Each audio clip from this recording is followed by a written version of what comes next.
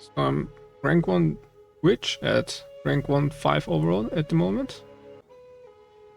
I'm gonna go briefly over the gems and then showcase a tier 15 map. So for the gems, Essence Drain, so your main combo is gonna be Essence Drain with Contagion, and Contagion is gonna spread the debuff of the Essence Drain.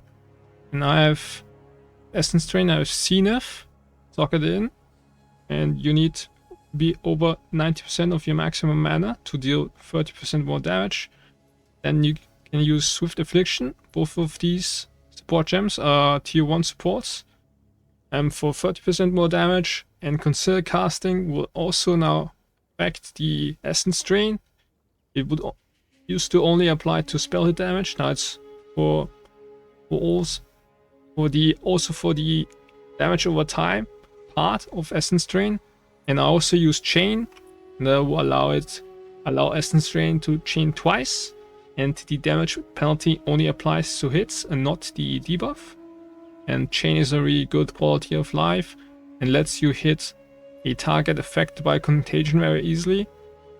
With Contagion, I use Unleash. With Unleash, it will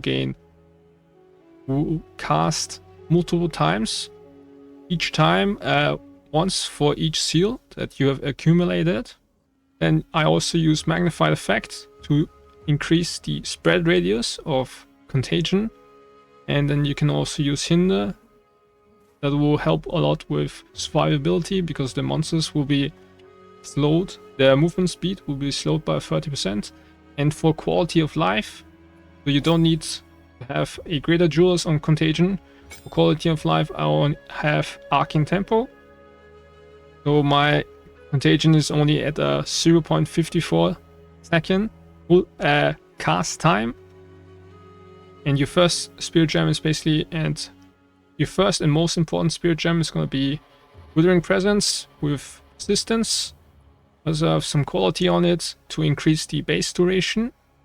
And at this point it's at over, I think, 7 seconds. So the base duration is like almost 7 seconds, and the wield duration is apparently 18 seconds because of all the skill effect duration that I have on D3 and over here. And then I've covered Convalescence on the weapon swap, and this one basically acts like Wild Discipline. With it, you start your energy shield recharge, and for a duration, your energy shield recharge won't be interrupted. So in my case, 7.6 seconds. The support gems are not important because you can put. Before I used Blink, I had basically Strong-Hearted and Cool-Headed, but you don't really need this. And Despair, very standard setup, Heightened Curse and Decaying Hex for a little bit of extra damage. That scales off my intelligence. And Dark Effigy is gonna be your main single target setup. And you want Overabundance, and if you socket in Overabundance, you need a lot of increased skill effect duration on your tree. And I also have Control Destruction, Envenom, and Extraction instead of Extraction. So basically with Extraction, there's a line that says support skills sacrifice 10% of life on use. This will affect the totem. If you don't want to deal with having to recast your totem constantly because he's like losing HP, then you can also use Execute instead of Extraction. And with Dark Effigy, you basically want to use this for single target, and you want to affect the single target with Contagion and Essence Drain, so that Dark Effigy spams more projectiles. Alright, then I also use Blink because we have delayed damage. You sometimes need to blink out of monster packs because they might surround you while they are being affected by and dying to debuffs. So this is why I started using Blink, and it's socketed in with Ingenuity for increased cooldown recovery. Right, and I guess I'm gonna showcase a map. I have something over here. Crypt is not good. Let's see with Decay. What map was so tier 15.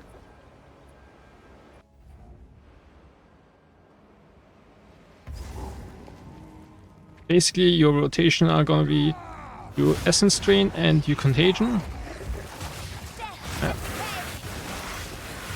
And for single target, you can use. In this case, he died a little bit faster than usual. You can use Dark Effigy, and you need to have Contagion and Essence Drain on your single target. It will be easier to demonstrate once I fight the boss.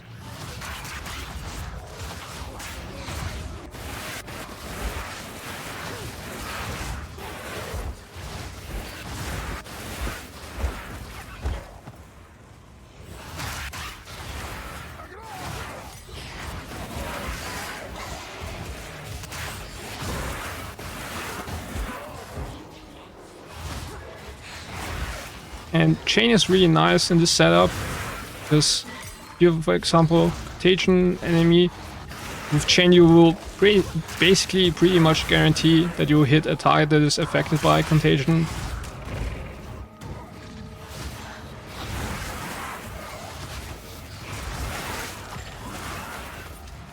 You are already doomed.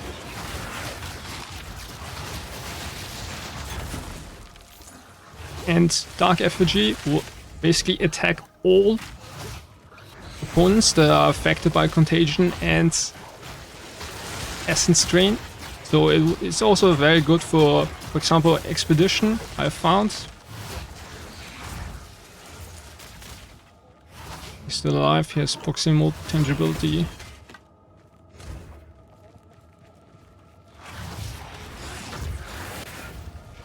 I'm gonna try to find a boss as quickly as possible. Apparently he's not here.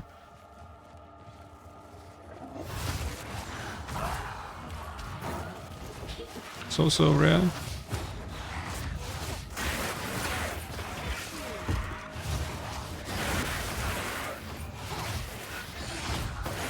And to deal more, basically the way I scale, or you should scale Essence Drain is with +2 skills on your wand and your focus, and you can also get some from on the amulet. I got lucky and I got a +3 in maps from a exile. They for some reason drop a lot of jewelry, and somehow I got one from an exile. So I could demonstrate the clear from Dark Effigy here with Expedition, I guess. I'm gonna get the quantity one. Chess. Did I already cover this? I think I already covered this. I wonder what you'll unearth.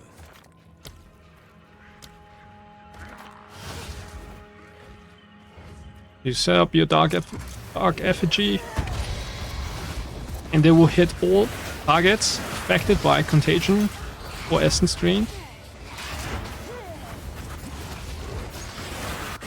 But this guy, my totem is actually frozen now. I can't show it. One problem with these totems are they're very squishy.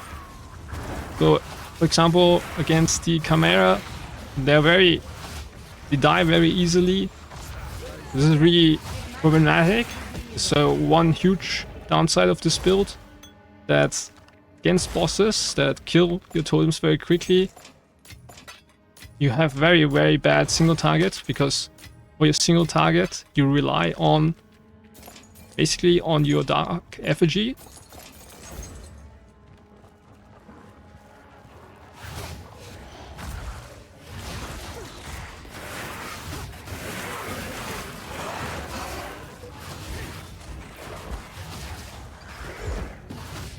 Right, that looks like the boss, I think, yeah. So you place your totems, and you affect him with Essence Drain, and Contagion. And I have one boss difficulty node, so he has like 500,000 more HP.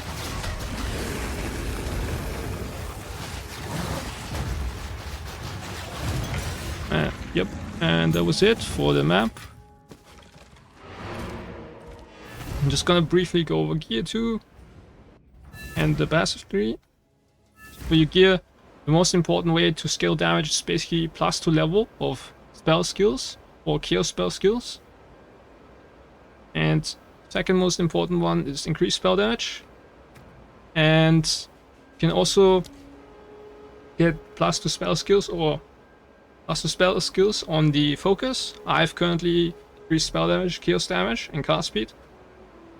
Cast speed won't help with the damage of Essence Rain, the debuff, but it will basically be really good quality of life because you don't have such a low cast time. And on the amulet you can also get +3 level of all spell skills. And for the rest of your gear, you're basically looking to cap your resistances and get very high energy shield. You can get on your body armor very high values pretty easily. I don't have iron runes on this robe, for example, because I'm not without the fire res runes. I wouldn't be capped. But for example, I have Vire robe with very high increased energy shield and some iron runes would give us a lot of energy shield.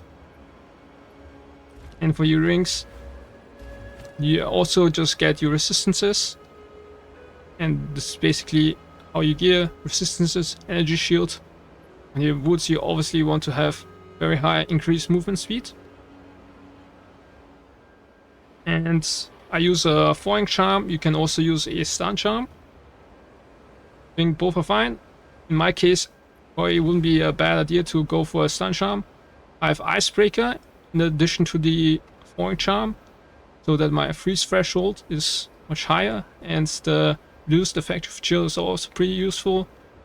Other than that, you can get additional stun threshold based off your maximum energy shield on the passive tree over here, for example, and here, and would also be over here.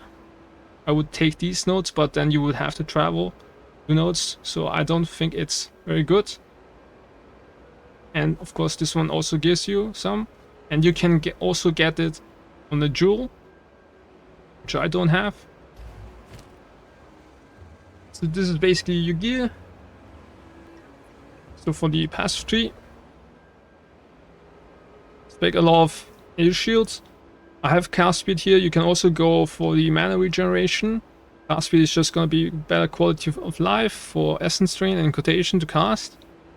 And you also want the skill effect duration, which will affect the totem, and of course the duration of Essence Drain, Contagion, and Withering Presence.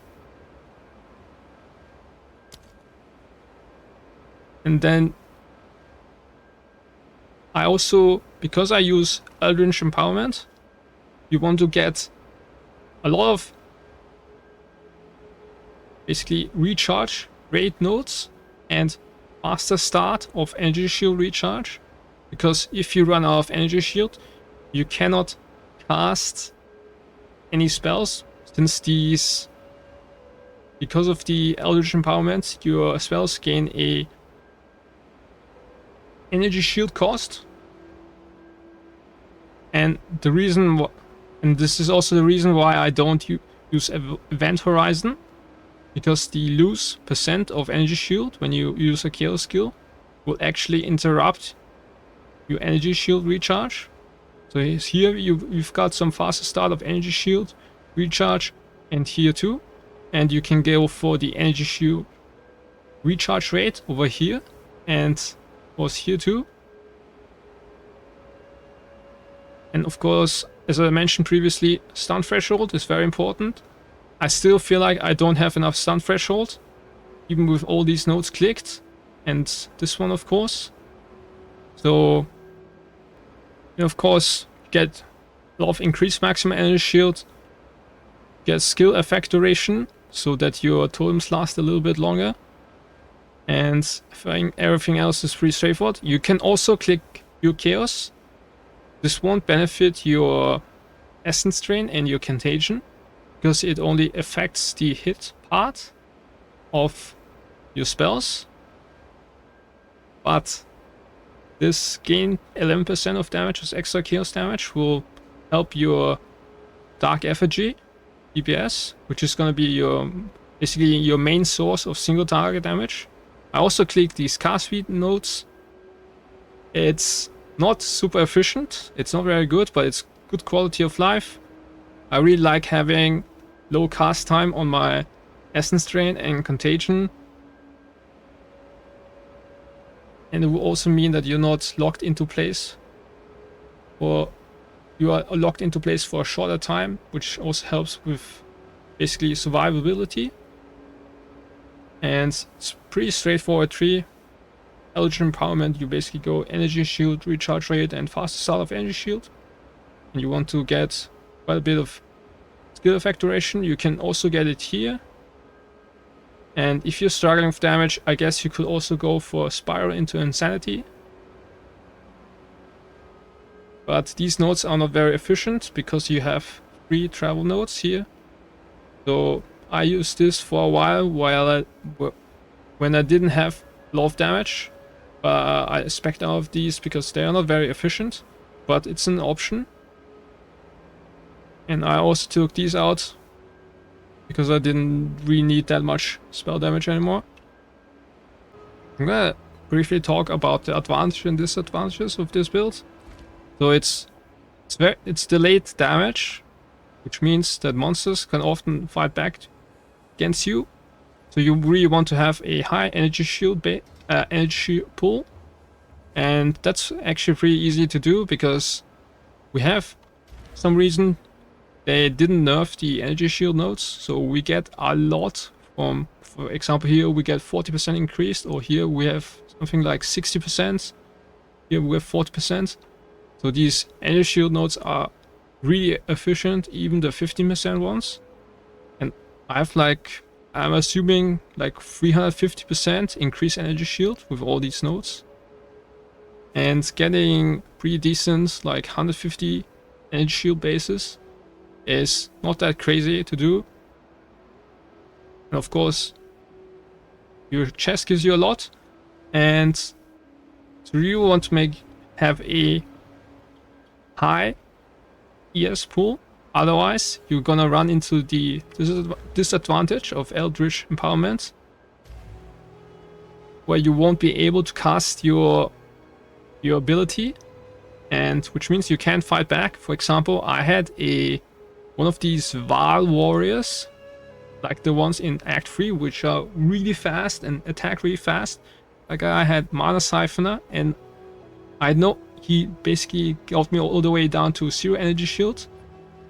And he had Mana Siphoner, and I couldn't blink, I couldn't attack, I couldn't fight back. And you're gonna run into such situations from time to time. So you have to be kind of aware of your positioning. That's a bit of a disadvantage, because this class does not have avoidance. We don't have evasion. You could use a block shield if you're like this one, but this one has too much too high of a strength requirement, so you would have to get one from the Act 1 increased block chance. You could do that instead of focus, but you're gonna lose out on a lot of damage. But it would perhaps be worth it for the survivability. And now this one disadvantage is you're very reliant for your single target. You're very reliant on your totems, and they are pretty squishy. I don't know if you can see the stats here, but they only have 3710 maximum life, so they're very squishy. For example, Chimera does a lot of very wide attacks, high AoE attacks. For example, she slams down with a slam, and it's like this size of a territory, or not territory, space. And that's basically gonna mean your totems are gonna fucking die. Or she does her Forced Breath and she covers like half the screen. And in such situations, you have very, very bad single target damage. Because your totems are constantly gonna die and your Essence Drain does not deal a lot of single target damage. For example, I have only 14k on my Essence Drain. So you're really reliant on your totems. And whenever your totems are constantly under threat, your single target damage is going to be really bad. So what I recommend is, this is basically this build is pretty good for a Leaguestart scenario, but beyond that, beyond tier 15s, for example, going for tier 16s, tier 17s, or tier 18s, I would not recommend playing this build. You want to look into playing something else. But this build is very good at jump starting or financing a build. And I think I've proven this by basically being at very high rank at the ladder. Apparently I'm rank 5 at the moment. And so advantages are basically you have very high energy shield pool, which makes it very difficult to one-shot you, obviously. And it also, in my opinion, has very good clear. If you have a lot of spell skills and on the amulet and the shield and the wand, especially once you use chain with Contagion Unleash, but this build doesn't scale well. So my recommendation is to play this for the first few days, and then you basically farm your currency for a different build, and then you don't continue playing this.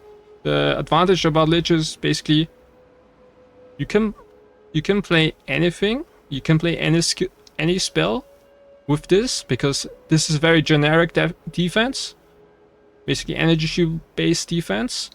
And you can get nodes like this one, which will give you generic damage. So I think this class is overall pretty good. But the Essence Drain and Contagion with Dark Effigy doesn't have very good single target. So it's not very good at pinnacle content, which is why I don't recommend going with this build into the very late game.